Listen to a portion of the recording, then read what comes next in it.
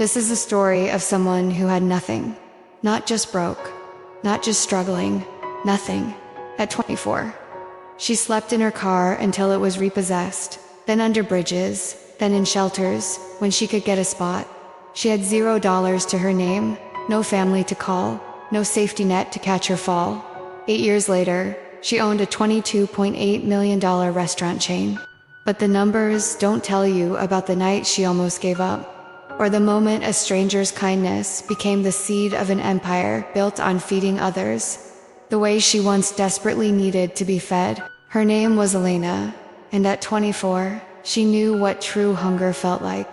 Not the kind where you skip lunch, the kind where your stomach cramps, and your mind gets foggy, and you start thinking about food every single second.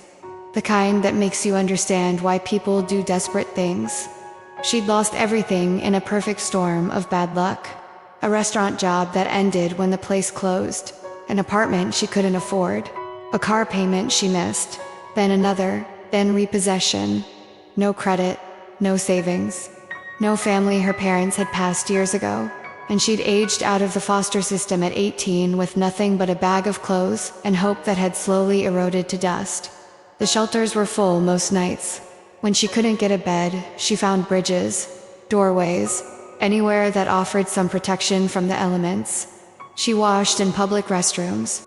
She knew which restaurants threw away food at closing time, and which managers would look the other way if you waited by the dumpster. She knew the shame of being invisible, of watching people look through you like you're already gone. But Alina noticed something during those months of survival. She noticed which restaurants treated homeless people with dignity and which called the police. She noticed that food wasn't just nutrients, it was love, comfort, memory, hope. She noticed that in her darkest moments, a warm meal felt like proof she deserved to exist. One night, sitting outside a diner at 2 a.m., waiting for them to throw out the day's leftovers, she made herself a promise through tears that wouldn't stop falling. If I ever get out of this, I'm going to feed people. Really feed them. The way I needed to be fed. The turning point came from unexpected grace. A diner manager named Rita had seen Alina waiting by the back door for weeks. Instead of calling the police, she brought out a hot meal one night. Not scraps. A real plate of food, served with dignity. You're here every night, Rita said softly. You want a job? Alina thought she was dreaming. She had no address for the paperwork, no clean clothes for an interview, no reason to believe this was real. But Rita saw something in her eyes, the same hunger she'd once felt, not just for food, but for a chance. Alina started washing dishes for minimum wage. $7.50 an hour. It felt like a fortune. She slept in the restaurant's storage room for the first month, until Rita helped her find a room to rent. Every paycheck, Alina saved every dollar she didn't absolutely need for survival. $73 the first month, $142 the second. At night, in her tiny rented room, she wrote notes in a journal she'd found in a free library box. Ideas for her own restaurant someday. Not fancy, not expensive, just a place where everyone would be treated like they mattered. Where the food would be honest and generous, and made with the kind of love she'd needed when she had nothing. It seemed impossible. But impossible was all she had. Alina worked at that diner for 2 years, eventually becoming a line cook, then a shift supervisor. At 26, she'd saved $6,400. Not enough to open a restaurant, but enough for a crazy idea, a food cart. She bought a used cart for $4,000. She spent the rest on supplies, permits, and a spot at a busy street corner. Elena's kitchen served simple comfort food, the dishes that had sustained her through hard times. Homemade soup, fresh sandwiches, nothing fancy, but made with hands that understood what hunger really meant. Her prices were low, her portions were generous, and there was an unspoken rule.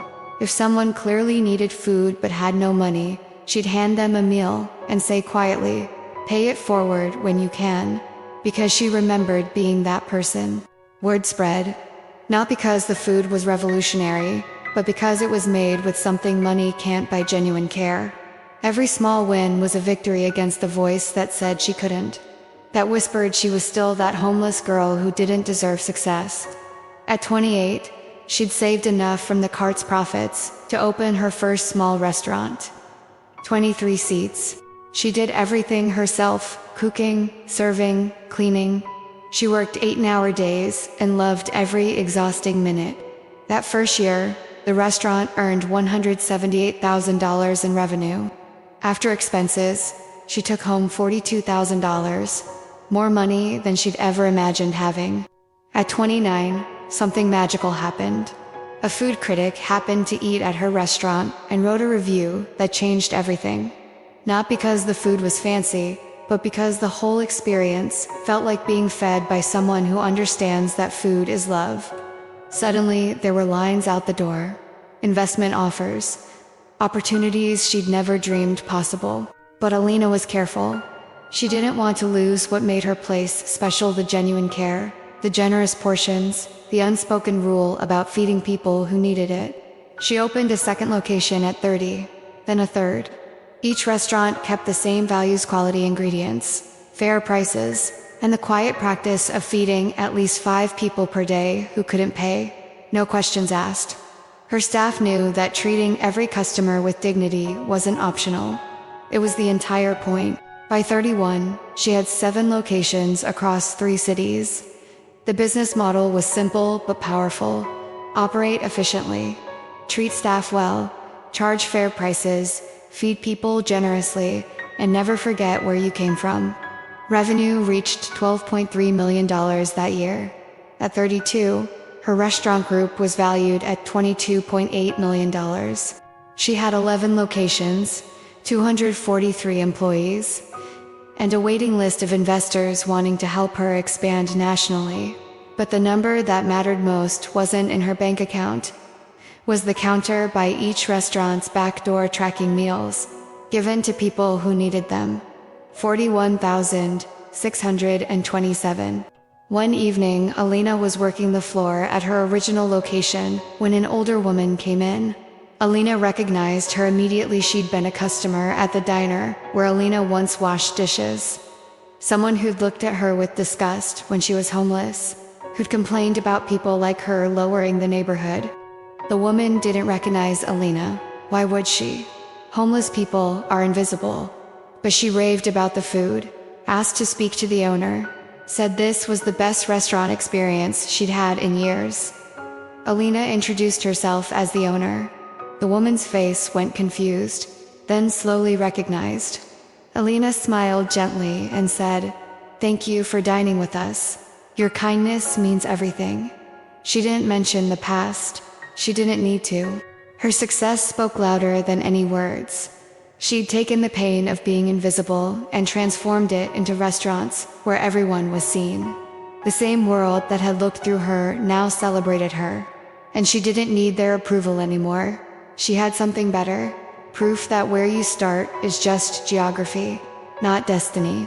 What Alina learned changed not just her bank account, but her entire soul. 1. Rock bottom isn't the end. It's the foundation for something unbreakable. The depth of your struggle becomes the height of your strength. 2. How you treat people when you have nothing reveals who you'll be when you have everything. Success doesn't change character, reveals it. 3. Your greatest pain often points to your greatest purpose. What you needed most becomes what you're meant to give. For kindness is never wasted. One person's grace to Hereda's job offer became grace to 40,000 others. Pay it forward always. 5. Building something real takes time, but every day you show up is a day you're closer. 8 years from homeless to empire happened one day, one meal, one choice at a time. 6. True wealth isn't measured in dollars. It's measured in dignity, restored, hunger satisfied, hope renewed. The money is just proof you're doing it right. If this story reminded you that your current situation is temporary, but your potential is permanent, hit that like button. Subscribe to this channel for more stories of people who rose from nothing to everything. Comment below with one thing you're grateful for today, no matter how small. Share this with someone who needs to remember they're not invisible, they're just preparing for their moment. Your empire starts with surviving today. Tomorrow, you start building. Keep going.